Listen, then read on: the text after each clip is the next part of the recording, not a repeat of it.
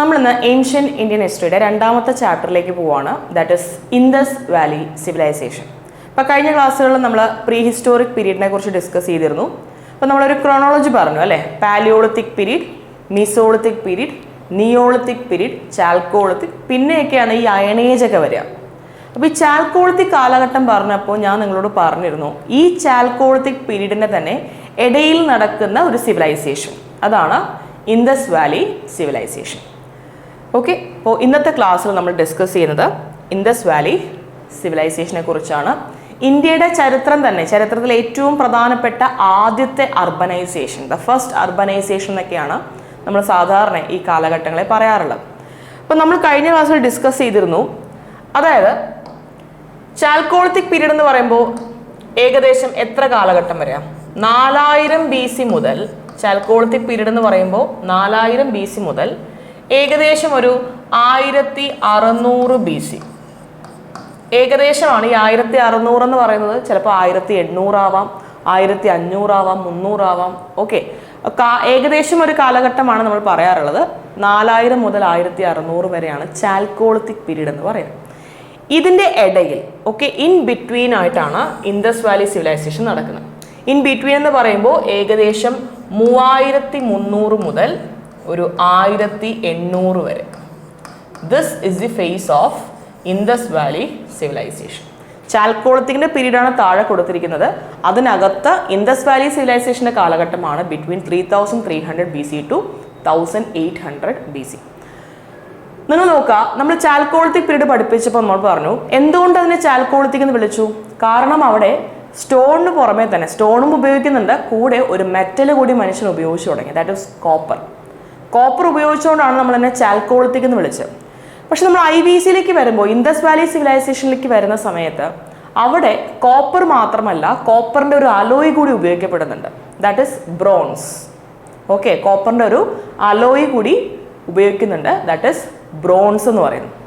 അപ്പോൾ അതുകൊണ്ട് ചില ബുക്കുകളിലെങ്കിലും നമുക്ക് കാണാൻ പറ്റും this Indus valley civilisation is an example of bronze age civilisation എന്നും പറയാറുണ്ട്. പക്ഷെ നോക്കുക, ബ്രോൺസ് ഏജ് എന്ന് പറയുന്നത് എന്തിൻ്റെ ഉള്ളിൽ തന്നെയാണ് വരിക? ചാൽക്കോളിത്തിക്കിൻ്റെ ഉള്ളിൽ തന്നെയായിരിക്കും വരിക. Okay, so this is an example of bronze age civilisation. Indus valley civilisation എന്ന് പറയുന്ന അതിനെ നമ്മൾ ചിലപ്പോൾ ഹാരപ്പൻ സിവിലൈസേഷൻ എന്ന് പറയാറുണ്ട്. കാരണം വേറെ ഒന്നുമല്ല, ഇന്ത്യയിൽ ആദ്യമായിട്ട് അല്ലെങ്കിൽ ഇന്ത്യൻ സബ് കോണ്ടിനെന്റിൽ ആദ്യമായിട്ട് ഈ സിവിലൈസേഷൻ്റെ ഭാഗമായിട്ട് കണ്ടെത്തിയ സൈറ്റ് ഹാരപ്പയാണ്. ഇപ്പോൾ സാധാരണ കേസിൽ നമ്മളിപ്പോൾ ഒരു ആർക്കിയോളജിസ്റ്റിനെ സമീപിക്കുന്ന സമയത്ത് പുള്ളിക്കാരൻ എപ്പോഴും ആദ്യം കണ്ടെത്തിയ സൈറ്റിൻ്റെ ബേസിസിലായിരിക്കും ആ സിവിലൈസേഷനെ നെയിം ചെയ്യുക. ഇപ്പോൾ ഹാരപ്പയാണ് നമ്മൾ പറഞ്ഞു, ഈ സിവിലൈസേഷനിൽ ആദ്യം കണ്ടെത്തിയത് ഹാരപ്പ ആയതുകൊണ്ട് ഏറ്റവും ബെറ്റർ ആയിട്ട് അതിനെ ടേം ചെയ്യാൻ കഴിയുന്നത് ഹാരപ്പൻ സിവിലൈസേഷൻ എന്നാണ്. പക്ഷേ ഒട്ടുമിക്ക സൈറ്റുകളും ഇരിക്കുന്നത് ഇൻഡസ് നദിയുടെ റിവർ ബാങ്ക്സിലായതുകൊണ്ട് തന്നെ ഇൻഡസ് വാലി സിവിലൈസേഷൻ എന്നും പറയാറുണ്ട്. Okay, Indus valley civilisation or Harappan civilisation എന്നും ഇതിനെ അറിയപ്പെടും. ഇതിൻ്റെ ബാക്കിയുള്ള കാര്യങ്ങളിലേക്ക്, ഇതിൻ്റെ ഫീച്ചേഴ്സിലേക്കും ഇത് എങ്ങനെയാണ് ഈ സിവിലൈസേഷൻ ഇവിടെ എമേർജ് ചെയ്തിട്ടുണ്ടാവുക, ഈ കാര്യങ്ങളിലേക്ക് കൂടെ നമുക്കൊന്ന് കടക്കാം. ഓക്കെ, നമ്മൾ ആദ്യം ഡിസ്കസ് ചെയ്യാൻ പോകുന്നത് ഒറിജിൻ ഓഫ് ദിസ് സിവിലൈസേഷനാണ്. നിങ്ങൾ എപ്പോഴും ആലോചിക്കേണ്ട ഒരു കാര്യമുണ്ടോ, സിവിലൈസേഷൻ, ഒരു പെർട്ടിക്കുലർ സിവിലൈസേഷൻ ഒറിജിനേറ്റ് ചെയ്യുന്നത് അല്ലെങ്കിൽ തുടങ്ങുന്നത് എപ്പോഴും അഗ്രികൾച്ചറിൽ നിന്നായിരിക്കും. മോസ്റ്റ്ലി ഒരു 90% കേസുകളിലും സിവിലൈസേഷൻ്റെ സ്റ്റാർട്ടിംഗ് പോയിന്റ് അഗ്രികൾച്ചർ ആയിരിക്കും. Okay, the backbone of a civilisation എന്നാണ് അഗ്രികൾച്ചർ എന്ന് പറയുന്നത്. പണ്ട് കാലഘട്ടത്തിൽ അഗ്രികൾച്ചറൊക്കെ വന്നത് എപ്പോഴാണ് നമുക്കറിയാം, ഒരു നിയോളിത്തിക് ഫേസ് ഒക്കെ ആകുമ്പോൾ എക്സ്റ്റെൻസീവ് അഗ്രികൾച്ചർ സ്റ്റാർട്ട് ചെയ്യുന്നത്. അതിനു മുമ്പ് മീസോളിത്തിക് കാലഘട്ടങ്ങളിലും പാലിയോളിത്തിക് കാലഘട്ടങ്ങളിലെല്ലാം മനുഷ്യർ കൂടുതലും ജീവിച്ചിരുന്നതെല്ലാം ഹില്ലി റീജൻസിലാണ്, മലമ്പ്രദേശങ്ങളിലാണ് കൂടുതലും ആൾക്കാർ ജീവിച്ചിരുന്നത്, കാടുകളിലും ഒക്കെ ആയിട്ടാണ്. പക്ഷെ പതുക്കെ പതുക്കെ അഗ്രികൾച്ചർ ഫോളോ ചെയ്യാൻ തുടങ്ങിയപ്പോൾ ഗ്രാജുവലി അവരെങ്ങോട്ടേക്ക് ഷിഫ്റ്റ് ചെയ്യാൻ തുടങ്ങി? പ്ലെയിൻ ഏരിയാസിലേക്ക് ഷിഫ്റ്റ് ചെയ്യാൻ തുടങ്ങി. കാരണം അഗ്രികൾച്ചർ ഫ്ലറിഷ് ചെയ്യണമെങ്കിൽ ഇവർക്ക് പ്ലെയിൻ ഏരിയാസ് വേണം, എസ്പെഷ്യലി ഏതെങ്കിലും ഒരു റിവർ ബാങ്ക് വേണം, നദിയുടെ തീരങ്ങളിലായിരിക്കണം നോർമലി അഗ്രികൾച്ചർ ഫോളോ ചെയ്യുക. കാരണം വെള്ളം കിട്ടണം, വാട്ടറിൻ്റെ അവൈലബിലിറ്റി ഒക്കെ നോക്കും. അപ്പോൾ ഇനിഷ്യലി മനുഷ്യർ ജീവിച്ചിരുന്ന എല്ലാം ഹില്ലി ഏരിയാസിലാണെങ്കിൽ എക്സ്റ്റെൻസീവ് അഗ്രികൾച്ചർ സ്റ്റാർട്ട് ചെയ്തതോടുകൂടി ആൾക്കാർ എങ്ങോട്ടേക്ക് മൂവ് ചെയ്യാൻ തുടങ്ങി? പ്ലെയിൻ ഏരിയാസിലേക്ക് മൂവ് ചെയ്യാൻ തുടങ്ങി. ഇനി അവിടെ കൾട്ടിവേഷൻ നടത്തിയെന്ന് കരുതുക, അഗ്രികൾച്ചർ ഫോളോ ചെയ്യുന്നു, സർപ്ലസ് ആയിട്ട് ഇവർ പ്രൊഡ്യൂസ് ചെയ്തു എന്ന് വെച്ചാൽ ആവശ്യത്തിനും കൂടുതൽ സാധനങ്ങൾ ഇവർ ഉണ്ടാക്കിയെന്ന് കരുതുക. അപ്പോൾ നമുക്ക് ഉപയോഗിക്കുന്ന സാധനങ്ങളൊക്കെ നമ്മൾ ഉപയോഗിച്ചു, ബാക്കി വരുന്ന സർപ്ലസ് നമ്മൾ എന്ത് ചെയ്യും? നമ്മൾ കച്ചവടം ചെയ്യും, ട്രേഡ് ചെയ്യും.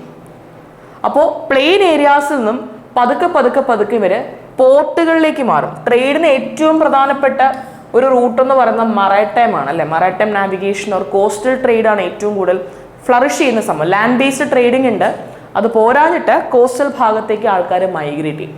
അപ്പോൾ initially hilly areas, then plain areas, പതുക്കെ gradually moving to coastal areas for trade. ഇങ്ങനെയാണ് ഒരു സിവിലൈസേഷൻ ഡെവലപ്പ് ആവുക. ഇൻഡസ് വാലി സിവിലൈസേഷൻ്റെ കേസിലും ഇത് തന്നെയാണ് കാരണം. ഓക്കെ, ഇൻഡസ് വാലി സിവിലൈസേഷൻ്റെ കേസിലും ഈ ഒരു ട്രാൻസിഷൻ നമുക്ക് കാണാൻ പറ്റും. ഇനി ഈ സിവിലൈസേഷൻ്റെ ബേസിൽ നമ്മൾ 2 തിയറീസ് നോർമലി പറയാറുണ്ട്.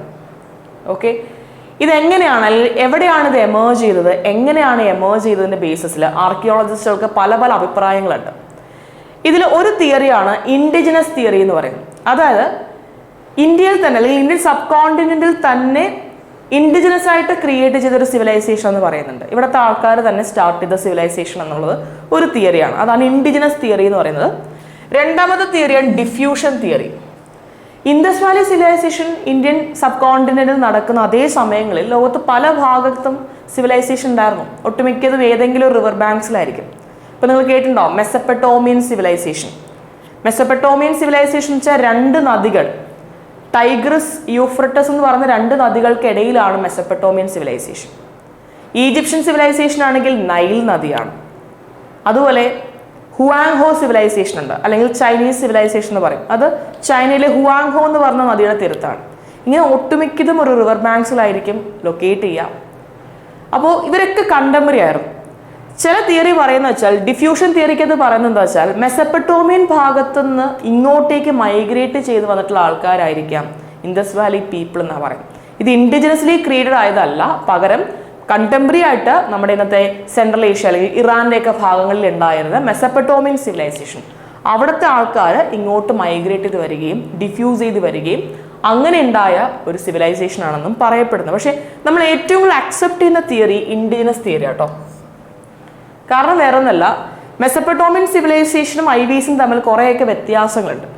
ഇപ്പോൾ ടൗൺ പ്ലാനിങ്, അതുപോലെ സോഷ്യൽ ലൈഫ്, അങ്ങനത്തെ കാര്യങ്ങളിൽ കുറച്ച് സിമിലർ ആണെങ്കിലും ബാക്കിയുള്ള ഒരു ജനറൽ പെർസ്പെക്റ്റീവ് എടുത്തു കഴിഞ്ഞാൽ ഒരുപാട് ഡിഫറൻസ് നമുക്ക് കാണാൻ പറ്റും. അപ്പോൾ അതുകൊണ്ട് രണ്ട് സിവിലൈസേഷനായിട്ട് പറയുന്നതായിരിക്കും നല്ലത്. ഓക്കെ, അപ്പോൾ ഇങ്ങനെയാണ് ഒരു സിവിലൈസേഷൻ അല്ലെങ്കിൽ IVC ഡെവലപ്പ് ചെയ്തത് എന്നുള്ള എവിഡൻസുകൾ കിട്ടുന്ന 1-2 സൈറ്റുകളുണ്ട്. മെഹഡ്ഗഡ് നമ്മൾ നിയോളിത്തിക് പീരീഡ് പഠിപ്പിച്ചപ്പോൾ ഡിസ്കസ് ചെയ്തിരുന്നു അല്ലേ. Mehrgarh was a neolithic site. ഇന്നത്തെ പാകിസ്ഥാനിൽ ലൊക്കേറ്റ് ചെയ്യുന്ന one of the oldest neolithic site ആണ്. പിന്നെ അതുപോലെ അമ്രി എന്നൊരു സ്ഥലമുണ്ട്, ഇതും പാകിസ്ഥാനിലാണ്. കോട്ട് ദീജി, അതും പാകിസ്ഥാനിലാണ്. കാലിബംഗൻ നമ്മുടെ രാജസ്ഥാനിലാണ്. ആൻഡ് ലോത്താൽ ഗുജറാത്തിലാണ്. ഈ പറയുന്ന സൈറ്റുകൾ നിങ്ങൾ നോക്കിക്കഴിഞ്ഞാൽ മനസ്സിലാവും, there is A transition or there is an evolution between these sites. ഈ മെഹഡ്ഗഡ് പറഞ്ഞു നമ്മളൊരു അഗ്രികൾച്ചർ സൈറ്റ് ആണെന്ന് പറഞ്ഞില്ലേ. ഏതൊരു സിവിലൈസേഷൻ്റെയും സ്റ്റാർട്ടിംഗ് പോയിന്റ് അഗ്രികൾച്ചർ അല്ലേ. അപ്പം മേ ബി IVCയുടെ ഡെവലപ്മെന്റ് നടന്നിരിക്കുന്നത് മെഹഡ്ഗഡിൽ നിന്നായിരിക്കാം എന്നാണ് പറയുന്നത്. മെഹഡ്ഗഡിലായിരിക്കാം സിവിലൈസേഷൻ്റെ തുടക്കം. പിന്നെ പതുക്കെ ഗ്രാജുവലി അത് അങ്ങോട്ടേക്ക് സ്പ്രെഡ് ആകാൻ തുടങ്ങി, കോസ്റ്റൽ ഭാഗത്തേക്കും സ്പ്രെഡ് ആകാൻ തുടങ്ങി. ഈ കോസ്റ്റൽ ഭാഗം എന്നൊക്കെ പറയുമ്പോൾ നമ്മുടെ മനസ്സിൽ ആദ്യം വരുന്ന IVC സൈറ്റാണ് ലോത്താൽ എന്ന് പറയുന്നത്. ഒരു പോർട്ട് സിറ്റിയാണ് ഈ Lothal. It is a port city. അപ്പോൾ കോസ്റ്റൽ സിറ്റിയാണ്. അപ്പോൾ അത്തരം സിവിലൈസേഷൻ ഇങ്ങനെ എന്ത് ചെയ്തു, എക്സ്റ്റെൻഡ് ചെയ്തു ഫ്രം ദിസ് മെഹഡ്ഗഡ് എന്നാണ് വിശ്വാസം. ഓരോ സൈറ്റുകളിലും അതിൻ്റെ ആയിട്ടുള്ള എവിഡൻസുകൾ നമുക്ക് കിട്ടിയിട്ടുണ്ടെന്നാണ് പറയപ്പെടുന്നത്. ഓക്കെ, അപ്പോൾ ഇങ്ങനെയാണ് സിവിലൈസേഷൻ സ്റ്റാർട്ട് ചെയ്തത്.